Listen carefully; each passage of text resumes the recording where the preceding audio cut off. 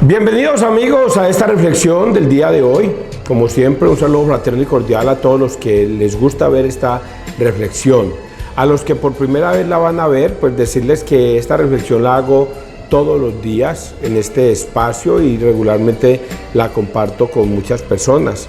Algunos la vuelven a ver varias veces, otros la comparten, pero lo importante es que ustedes entiendan que esto que yo hago es reflexionar sobre la palabra de Dios con el misal de la Iglesia Católica. Yo soy católico, César Arturo Arias, laico de la Iglesia Católica, y todos los días reflexiono el misal de la Iglesia Católica, las 3 lecturas del lunes a viernes a sábado y las 4 lecturas del día domingo, y todas las lecturas coinciden. Quiero decirles que la única iglesia que fundó Cristo fue la Iglesia Católica, es la Iglesia Católica, la fundó hace 2000 años y se la entregó a Pedro en Mateo 16, 18 para que ustedes verifiquen si es verdad lo que les estoy diciendo. Allí le entrega la Iglesia a Pedro y le entrega las llaves del cielo y le da autoridad para atar y desatar en el cielo y en la tierra. Y aparte de eso, pues llamar y reconvenir a los hermanos separados que tristemente se salieron de la Iglesia Católica en un momento de debilidad y de ignorancia. Más diría yo que de ambas, debilidad y de ignorancia. Debilidad en la fe, porque eran católicos, comulgaban, se confesaban, iban a misa cada 8 días, algunas mujeres hermosas iban hasta todos los días en la mañana y se sostenían en la Iglesia Católica. ¿Cuál es el problema de la debilidad? Que Cristo no obliga a nadie en la Iglesia Católica a estar en la Iglesia Católica, no obliga a nadie, porque Él dice, conoceréis la verdad y la verdad os hará libres. Por lo tanto, el que pertenezca a la Iglesia de Cristo, que es la Iglesia Católica, está vinculado en ella por fe, no más. O Dios no te obliga, Jesucristo no te obliga. Entonces vinieron unos hermanos separados, tocaron a su puerta, y estas personitas, por debilidad y por ignorancia, empezaron a escuchar doctrinas de demonios, doctrinas demoníacas. Pero uno se pregunta, ¿pero cómo pueden ser doctrinas demoníacas si ellos vienen en el nombre de Dios? Predican la palabra de Dios, utilizan la Biblia en el nombre de Dios. ¿Cómo pueden ser del demonio? Y resulta que eso es lo que está escrito en la Biblia. Dice una palabra y está escrita allí, que si yo mismo o un ángel del cielo bajara y le predicara un evangelio diferente al que Cristo les predicó, sea anatema, sea maldito. Y ahí nos damos cuenta de que esas personitas que tocaron a su puerta les predican un evangelio diferente. ¿Cómo que diferente? Si hablan de Cristo bonito, aleluyan, alaban, glorifican a Dios, cantan hasta lo más de lindo y predican la palabra lo más de linda, pero son un evangelio diferente. ¿Por qué? Porque a la hora de cuando llegan a ese pasaje bíblico de Juan 20,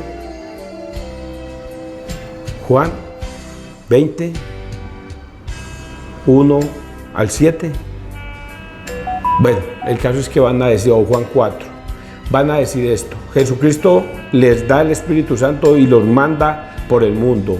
Vayan, y a quienes les perdonéis los pecados les quedan perdonados, y a quienes se los retengáis les quedan retenidos. Y estos hermanos separados, ¿cuál es la doctrina diferente de ellos? Que eso es mentiras, que Jesucristo no quiso decir que había que ir a confesarse con otro hombre, que era igual que pecador que uno, que ellos no tienen ninguna autoridad aquí en la tierra. A pesar de que Jesucristo da la orden, ellos desconocen esa orden. Es un evangelio diferente. Jesucristo da la orden. Juan 6, 48 al 66 dice: quien coma de mi carne y beba de mi sangre tendrá vida eterna, porque mi carne es verdadera comida y mi sangre es verdadera bebida. Quien coma de mi carne y beba de mi sangre tendrá vida eterna, y quien no la coma no tendrá vida eterna. Y estos hermanos separados vinieron, le tocaron a la puerta y dijeron: no, eso es mentira, eso no es celebrar la Santa Cena. Ahí en ese pedazo de pan insípido, en esa hostia, ahí no está Cristo. Es un evangelio diferente. Por lo tanto, no vienen en el nombre de Dios. Si vinieran en el nombre de Dios, entonces serían católicos. E insistirían en que deberíamos ir a confesarnos con un sacerdote para estar en estado de gracia con Dios y Dios tenga la misericordia de perdonarnos, porque solamente bajo ese sacramento Dios nos perdona. no es mirando para el cielo, entonces es una doctrina diferente. ¿Y Dios qué dijo? Que si bajara un ángel del cielo, incluso un ángel del cielo, y les predicara un evangelio diferente, sea maldito, sea anatema. Por eso esas personas no se pueden escuchar, y usted por debilidad y por ignorancia, por no conocer las escrituras, se salieron.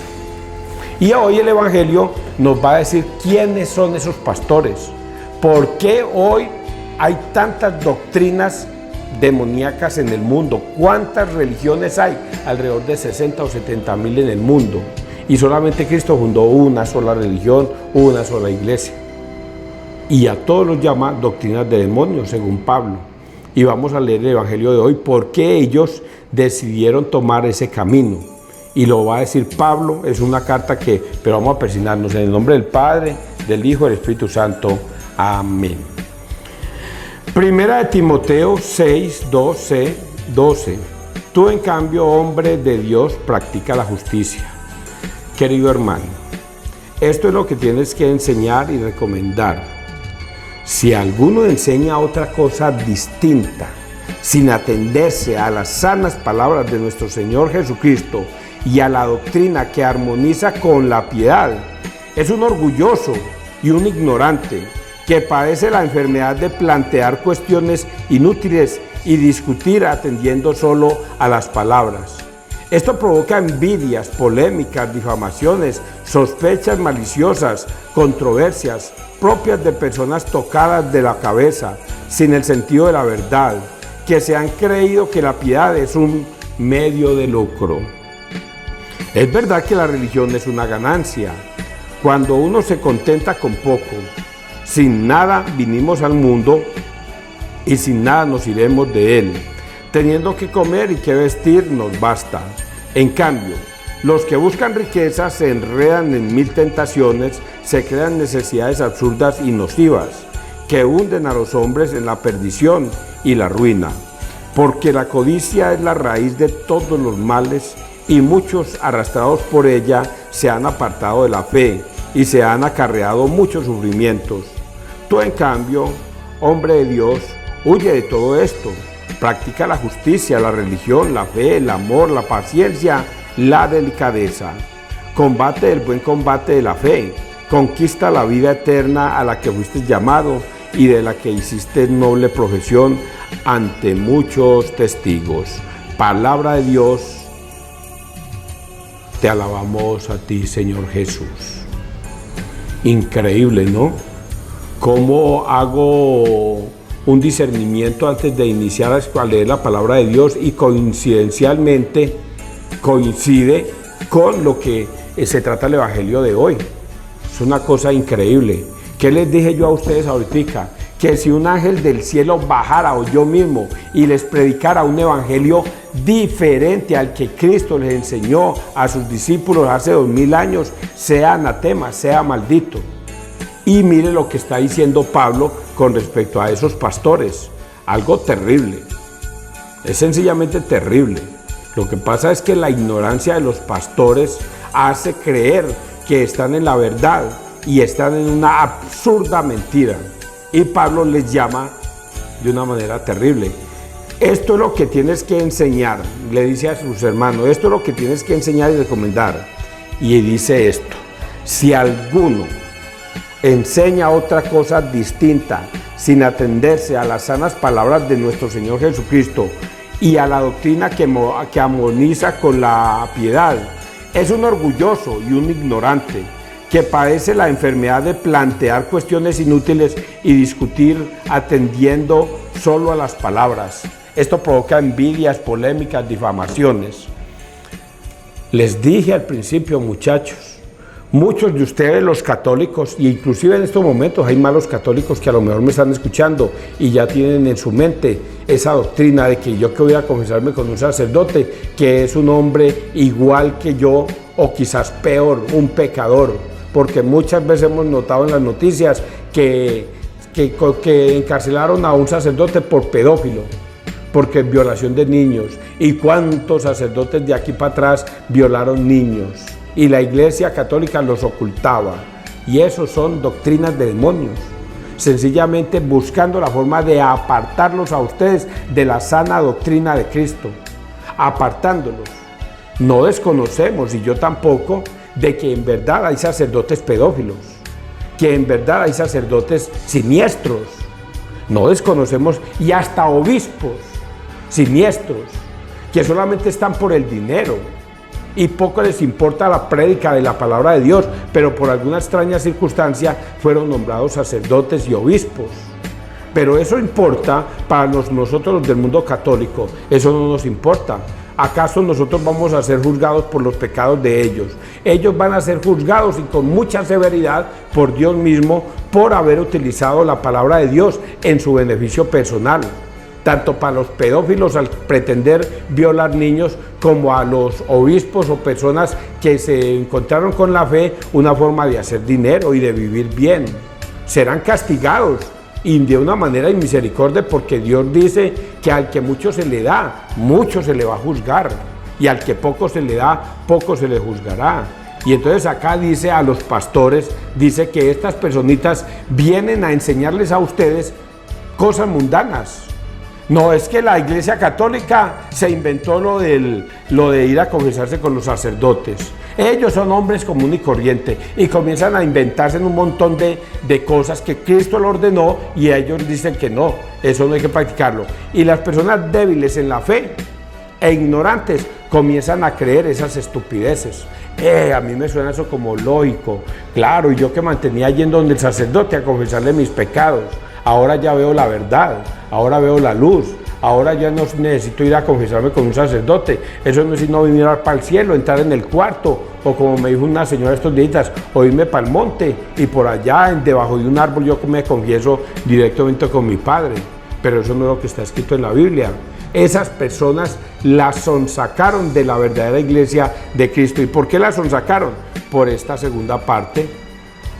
Y a la doctrina que armoniza con la piedad es un orgulloso y un ignorante que padece la enfermedad de plantear cuestiones inútiles y discutir atendiendo solo a las palabras. Esto provoca envidias, polémicas, difamaciones sospechosas, maliciosas, controversias propias de personas tocadas de la cabeza sin el sentido de la verdad, que se han creído que la piedad es un medio de lucro.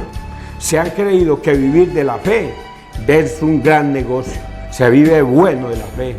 ¿Y cuántos de nosotros no envidiamos y miramos hermanos protestantes, dueños de mansiones, tienen hasta avión, yate, carros lujosos, viven bien, viviendo del diezmo? Y claro, eso provoca envidia, pero vivieron del lucro de la palabra de Dios, del lucro de la palabra de Dios. ¿Creen que van a vivir bueno 100 años? Vamos a decir que van a vivir 100 años. ¿Creen que 100 años es mucho? Eso no es nada. Ante la eternidad, 100 años es un pedacitico aquí. Y entre más se estire la línea de tiempo, más reducidos serían esos 100 años.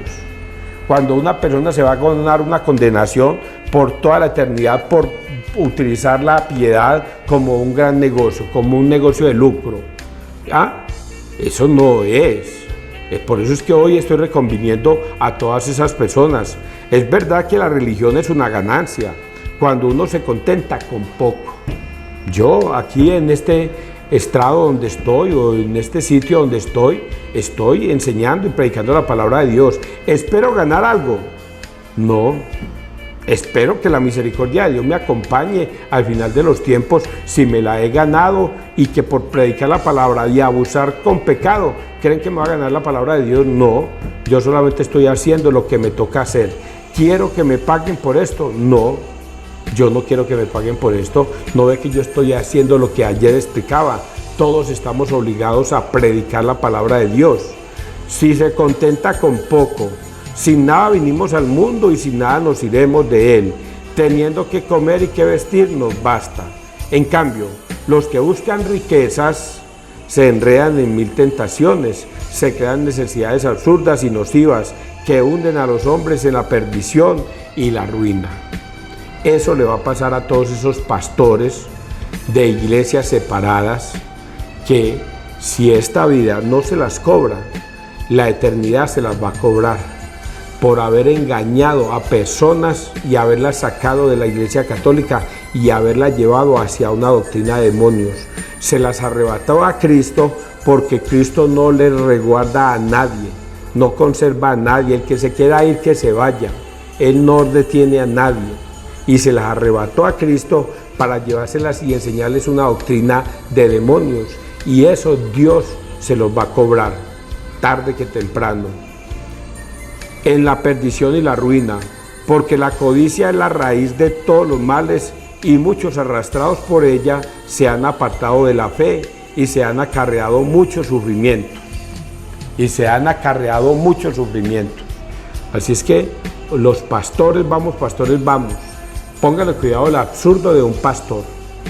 Arrastran a su esposa, arrastran a sus hijos, arrastran a sus familiares, que esa es la peor perdición de todos, que venir a enseñarle a su propia familia una doctrina de demonios, y esos niños, hijos de ellos, esa esposa, esposa de él, arrastrada por él, por su iniquidad, por su falta de conocimiento en la fe en Cristo, y se dejó llevar de eso.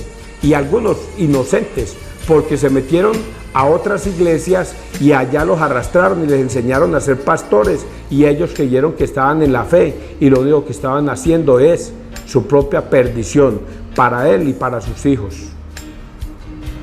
Y con ellos arrastran a vecinos, familiares, van a un pueblo y montan una iglesia y arrastran a malos católicos que son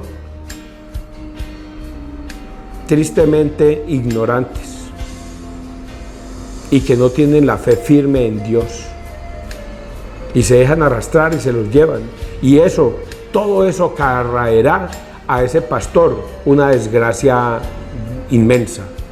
Pero acá dice la segunda parte: tú, en cambio, hombre de Dios, huye de todo esto, practica la justicia, la religión, la fe, el amor, la paciencia y la delicadeza. Combate el buen combate de la fe, conquista la vida eterna a la que fuiste llamado y de la que hiciste noble profesión ante muchos testigos. Debemos sostenernos en la fe. Y por eso lo dije ayer y lo vuelvo a decir hoy: Dios no obliga a nadie a estar en su iglesia, a nadie.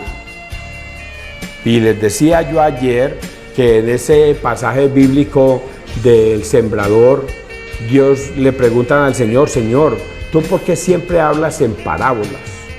Y el Señor le responde a ese discípulo: hablamos en parábolas para que los que no entienden, para que la salvación, y se les enseña a ustedes para que ustedes sepan la verdad que hay en el reino de los cielos, pero ellos no lo sepan, ellos no lo entiendan, porque oyendo no ven, porque mirando no entienden.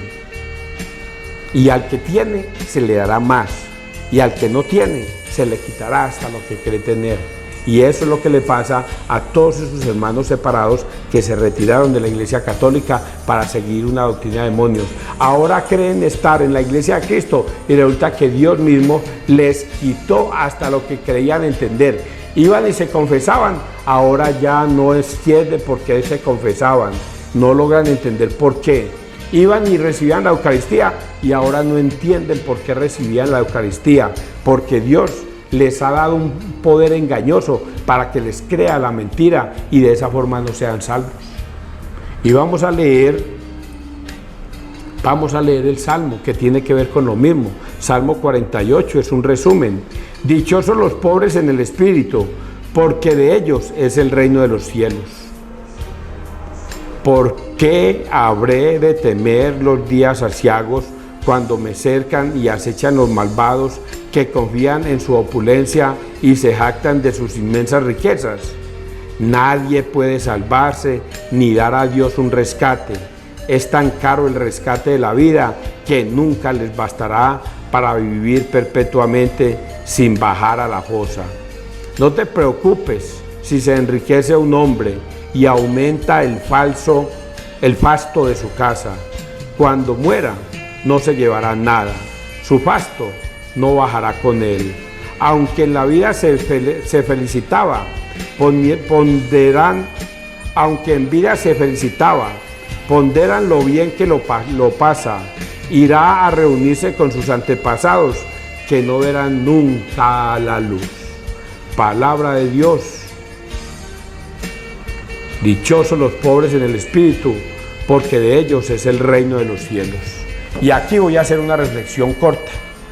Hay unas frases que a mí me perturban y hoy ya menos, pero antes me perturbaban más. Te doy gracias, Padre, dice Jesús, porque le has revelado esto a los sencillos, a los niños, y se lo has ocultado a los sabios y entendidos. Sí, Padre, así te ha parecido bien. Y eso es continuación precisamente de ese pasaje bíblico del sembrador. Precisamente ahí es continuación. Sí, Padre, así te ha parecido bien. Te doy gracias porque le revelaste esto a los humildes, a los sencillos, a los humildes de corazón, pero se lo has ocultado a los sabios y entendidos. ¿Y quiénes son los humildes de corazón? Los que escuchan la palabra de Dios y obedecen. Y así era la Iglesia Católica desde el año 0, hace 2000 años, hasta el día de hoy, cuando iban a evangelizarlas a los pueblos y la gente escuchaba la palabra de Dios y obedecía. Hasta el año 1520, en que vino Martín Lutero a entorpecer la mente de las personas. Y de ahí para acá, todo mundo tiene su propia ideología de las religiones. La religión no salva. Cuentos de ir a confesarse con un sacerdote, cuentos de ir a comer ese pan insípido, ahí no está Cristo, y se inventan un montón de teorías falsas con tal de vivir bueno.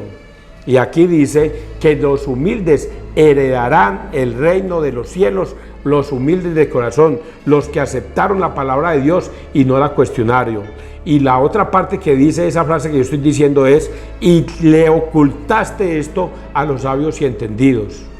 ¿Y quiénes son los sabios y entendidos? Los entendidos son todos esos hermanos separados protestantes que decidieron escoger irse para una doctrina de demonios y creer que allá está Cristo.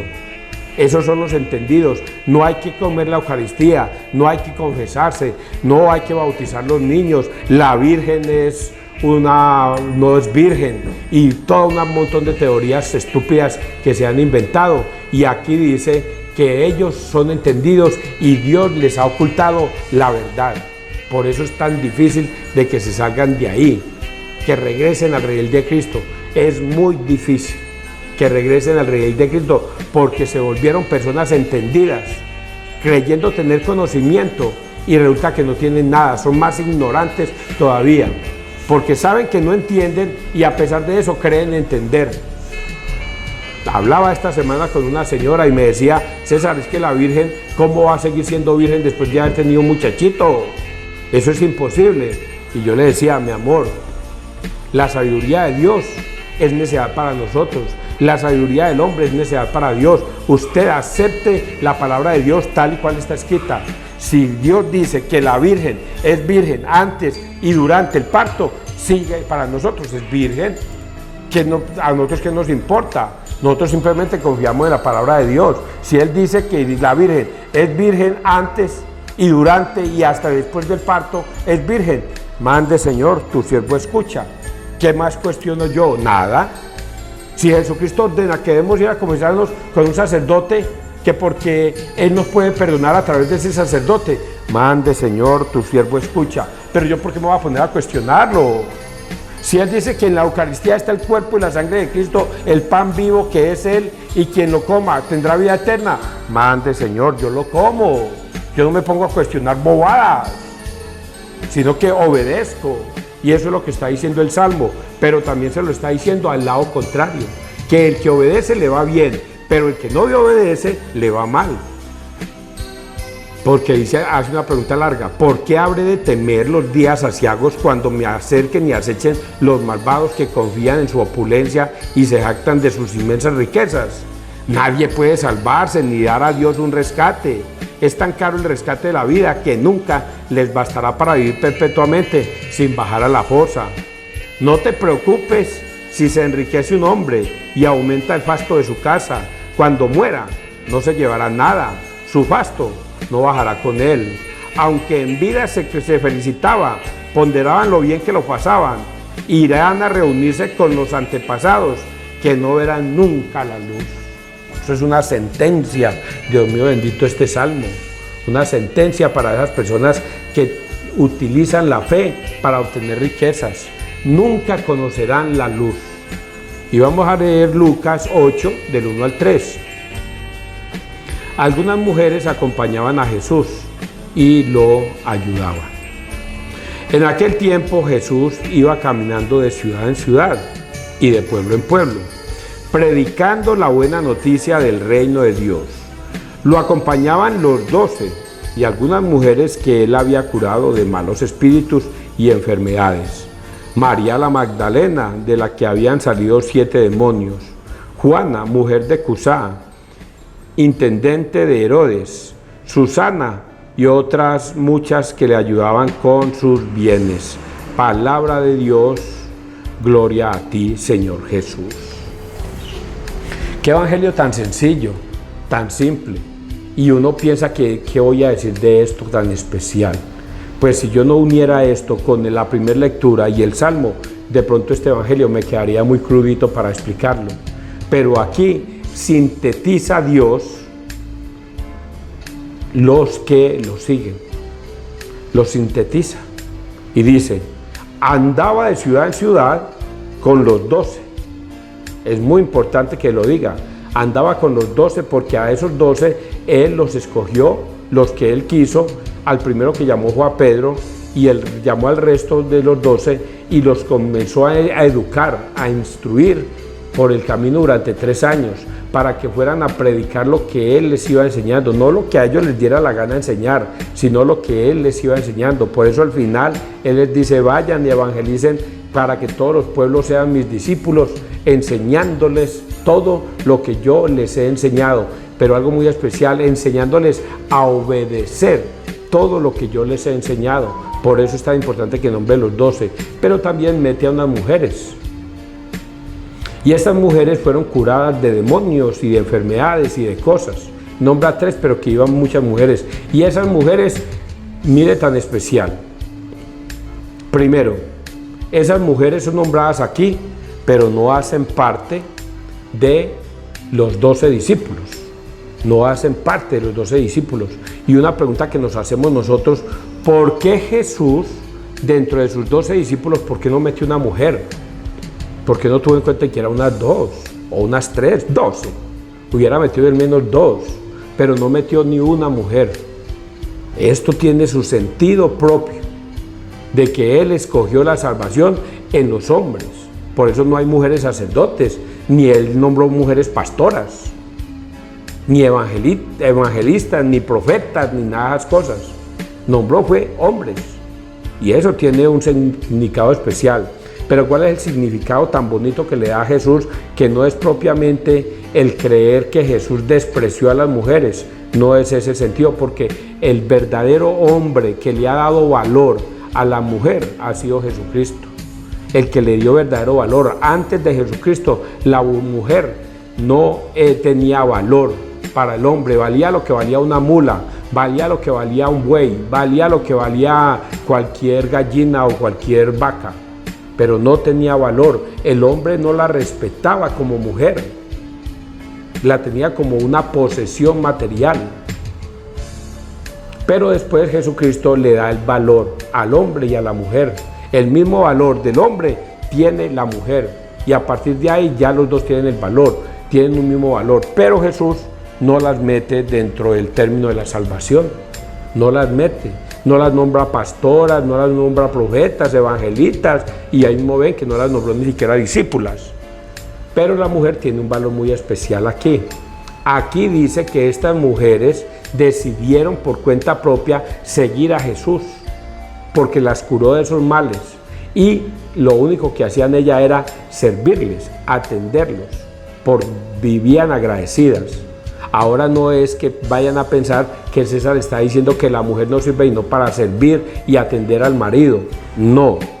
Lo que estamos dándole a entender con este sentido espiritual del día de hoy es que si Jesucristo da una orden, nosotros ordenamos. Mande, Señor, tu siervo escucha. Que hay que ir al sacerdote a confesarnos, mande Señor que tu siervo escucha. Que hay que recibir la Eucaristía, mande Señor que tu siervo escucha. Que vivamos de acuerdo a la fe en Dios y que le obedezcamos a Dios en todo. Es lo que nos quieren mostrar en este Evangelio, que las mujeres atendían al Señor sin replicar, sin sentirse humilladas, sin nada. Solo sentían el deseo de servirle a Dios. Eso es lo que nos dice el Salmo, eso es lo que nos dijo Pablo le dijo a Primera de Timoteo, le dijo esto. Vuelvo y lo repito aquí al final, ya que no me acuerdo bien. Aquí. Tú, en cambio, hombre de Dios, huye de todo esto. Practica la justicia, la religión, la fe, el amor, la paciencia y la delicadeza. Eso es lo que están haciendo las mujeres, practicando la religión, la fe, el amor, la paciencia y la delicadeza. ¿Con quién? Con el Rey de Reyes, con Cristo, obedeciendo a todos sus mandatos y saben que están con el Rey de Reyes. Ese es el mensaje de hoy. Ahora, si me queda un poquito de tiempo, les voy a presentar un pasaje bíblico, de una señora que fue pastora, lo vi ahorita en Facebook, y si me alcanza el tiempo, era pastora, enseñaba la palabra de Dios. Sacó a muchos de la Iglesia Católica y un día, por cosas de la vida, regresó a la Iglesia Católica y ustedes vieran el testimonio que da tan impresionante. Voy a presentar un pedacito de ese testimonio donde ella dice que cuando recibió la Eucaristía lloró de ver que ahí estaba el cuerpo y la sangre de Cristo, que no era un pedazo de pan o de la cena del Señor cuando ella se la enseñó a muchas personas y que ahora se arrepiente y quisiera hacer regresar a todas esas personas que sacó de la Iglesia Católica, que se arrepiente de haber cometido tal abominación, pero que de ahora en adelante va a vivir para servirle a Cristo. A ustedes, amigos, gracias por acompañarnos. Que Dios te bendiga, que Dios nos bendiga donde quiera que todos estemos. Pero incluso en ese momento todo el camino iba llorando, porque era la primera vez que yo iba a comulgar, iba a recibir eso que yo había dicho que era un pedazo de pan que no era Jesucristo, que muchas veces yo decía era un pedazo de pan que se comen ahí ellos. Yo iba a comer ese pedazo de pan y cuando yo comí ese pedacito de pan, yo sentía que mi cuerpo vibraba. Y yo muchas veces solí compartir y consumir lo que llaman la Santa Cena, que quizás se hace, sí, pero no tiene ningún sentido de valor.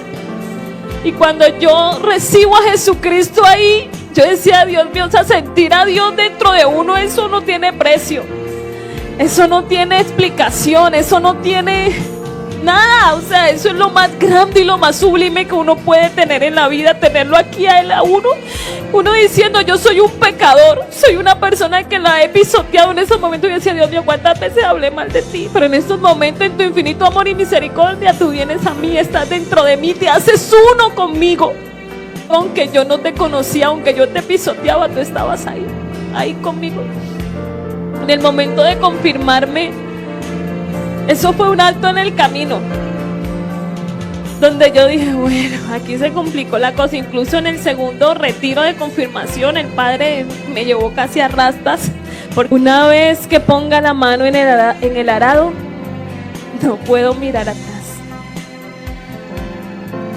Y yo decía, Señor, si todos los católicos pasan por este proceso de la confirmación, yo me sentía tan comprometida para vivir la confirmación, porque yo decía, yo aquí doy mi sí, no hay vuelta atrás, voy a ser católica hasta que me muera.